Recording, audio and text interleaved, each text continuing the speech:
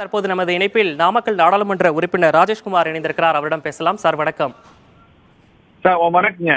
நாமக்கலைச் சேர்ந்த ஓட்டுநர் கர்நாடகாவில் நிலச்சரிவில் சிக்கி தற்போது வரை தேடும் பணி முடுக்கிவிடப்பட்டிருக்கு. உங்க தரப்பிலிருந்து என்ன உதவி சார் இப்போ எடுத்திருக்கீங்க? என்ன ஸ்டெப் எடுத்திருக்கீங்க?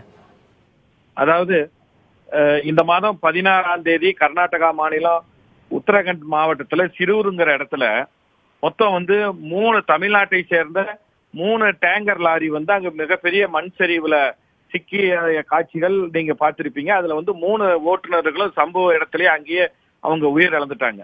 அதுல எங்க நாமக்கல் மாவட்டத்தை பொறுத்தவரை 2 ஓட்டுநர்கள், ஒருத்தர் சின்னுங்கிறவர், அவர் நாமக்கலை சேர்ந்தவர், இன்னொருத்தர் சரவணன் அப்படிங்கிற அவரும் நாமக்கல் பகுதியை சேர்ந்தவங்க. உடனே என்னுடைய கவனத்திற்கு வந்த உடனே நாங்க இங்கிருந்து அதற்கான அந்த மாவட்ட ஆட்சித்தலைவரை நாங்க தொடர்பு கொண்டு மீட்பு நடவடிக்கைக்கான அனைத்து பணிகளும் செய்தோம். டேங்கர் லாரி உரிமையாளர்கள் சங்கத்திலிருந்து அந்த சம்பவ இடத்திற்கு போயிட்டாங்க. அங்க என்ன ஒரு கிரிட்டிக்கலான ஒரு சூழ்நிலைனா, இருபுறமும் பெரிய மலை, அந்த மலையிலிருந்து ஏற்பட்ட அந்த மண் சரிவின் காரணமாக உடலை மீட்பதில் மிகப்பெரிய ஒரு காலதாமதமும் மிகப்பெரிய போராட்டம் நடந்தது. அதுல சின்ன அப்படிங்கிறவங்களுடைய உடலை மீட்டு எடுத்து அவங்க மீட்டாச்சு. ஆனா அந்த சரவணன்கிறவங்களுடைய உடல்ல பாதி அளவுல தான் கிடைச்சிருக்கு. இப்ப அந்த பாதி உடலும் உடற்கூறு ஆய்வுக்காக மருத்துவமனைக்கு அனுப்பப்பட்டிருக்காங்க அந்த மாநிலத்துல. அது உடற்கூறு ஆய்வு அவருடைய சரவணன்கிறது உறுதி செய்யப்பட்ட பின்பு அவருடைய உடலும் மீட்டு நாமக்கலுக்கு கொண்டு வரப்படும். இது ரொம்ப வருத்தத்துக்குரிய மக துயரமான சம்பவம். நான் சம்பந்தப்பட்ட குடும்பம், சரவணனுடைய குடும்பத்தார், இவர்களுக்கெல்லாம் நாங்க ஆறுதல் சொன்னோம். அவங்க பாவம் குழந்தைகள், அதுவும் சின்ன குழந்தைங்க தான் இருக்காங்க. அவங்க இப்ப உங்களுக்கு என்னன்னா, இப்ப நான் மாவட்ட ஆட்சித்தலைவர்கிட்ட பேசியிருக்கிறேன். இந்த 2 குடும்பத்திற்கும் மாண்புமிகு தமிழ்நாடு முதலமைச்சருடைய நிவாரணம் கிடைக்கணுங்கிறதுக்கான முன்மொழிவு ப்ரொபோசல் நாமக்கல் மாவட்ட ஆட்சியர் தலைவர் அனுப்பியிருக்கிறாங்க. தமிழ்நாடு முதலமைச்சருடைய கவனத்துக்கு எடுத்து சென்றிருக்கிறோம். இந்த 2 குடும்பத்திற்கும் உரிய நிவாரணத்தை பெற்று தருவதிலே திராவிட முன்னேற்ற கழகம் உறுதுணையாக இருக்கும் என்று இந்த நேரத்தில் தெரிவித்துக் கொள்கிறேன். சார், இப்போ அங்க உடல் பாகம் ஒன்று கண்டெடுக்கப்பட்டது. அது சரவணனா என்பது தெரியவில்லை. டிஎன்ஏ டெஸ்ட்டுக்காக இப்போ உட்படுத்திருக்காங்க. அந்த முடிவு வந்ததுக்கு அப்புறம் தான் நமக்கு ஒரு தெளிவான தகவல் கிடைக்கும். மத்திய அரசுல இருந்து இப்போ கூடுதல் ஏதாவது உதவிகள் அது மாதிரி ஏதாவது கோரப்பட்டு உங்க தரப்புல இருந்து இது வச்சிருக்கீங்களா? நாங்களும் தொடர்ந்து என்னுடைய செயலாளர், தனி செயலாளர் மூலமாக அங்க தொடர்புல தான் இருக்கிறோம். அந்த பகுதியை சேர்ந்த நாடாளுமன்ற உறுப்பினரையும் தொடர்பு கொண்டு இந்த மீட்பு நடவடிக்கைக்காக அந்த பணியில ஈடுபட்டோம். அதுல என்ன ஒரு நமக்கு அதுல ஒரு பெரிய சிக்கல்னு கேட்டா, அந்த மண் சரிவுங்கிறது 2 பக்கமும் ஹெவி ரெயின், அது அதிகமான மழையினால மண் சரிவு முழுமையாக ஏற்பட்டு அங்க மீட்பு பணிகளுக்கு செல்வதற்கே 2-3 நாட்கள் முடியல. இது உங்களுக்கு தெரியும், 16ஆம் தேதி நடந்தது. இன்னைக்கு தேதி 25. ஏறத்தாழ இது 9 நாட்கள் போராட்டமாக இருக்குது.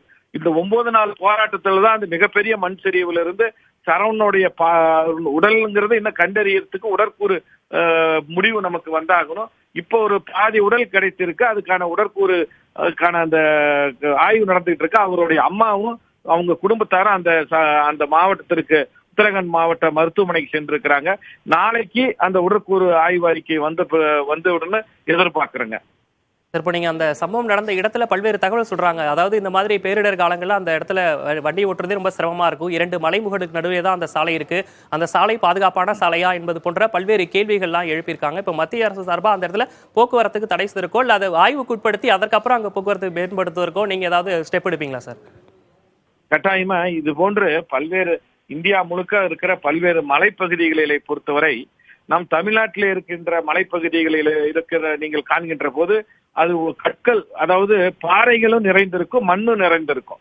அப்பொழுது அதுல மரங்கள் வளர்ந்திருக்கும். அங்க ஒரு பிடிப்பு தன்மை இருக்கும். சில மாநிலங்கள்ல, வடகிழக்கு மாநிலங்கள்ல, சில மாநிலங்கள் பார்த்தீங்கன்னா அந்த மலை பகுதியானது முழுக்க மண் மேடுகளாக மட்டுமே இருக்கும்.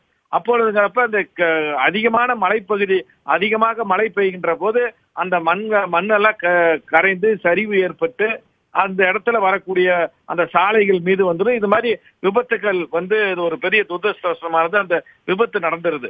இது முக்கியமா அதுக்கான முயற்சியும் தேசிய நெடுஞ்சாலை எல்லாமே அந்த மண் சரிவு ஏற்படாமல் இருக்கிறதுக்கான தடுப்பு நடவடிக்கைகளும் எடுத்துக்கிட்டு இருக்கிறாங்க. ஆனா அதையும் மீறி இது போன்ற சில நேரங்கள்ல அந்த மண் சரிவு ஏற்பட்டதுக்கு இன்னும் சொல்ல போனா அந்த பெரிய என்னன்னு சொல்றேன்னா தடுப்பு சுவர், காங்கிரீட்டான ஆன மிகப்பெரிய தடுப்பு சுவர்லாம் இப்ப கட்டப்பட்டு அந்த மண் சரிவு ஏற்படாத வகையில் நாம பாதுகாக்கப்பட்டு தான் வருகிறோம்.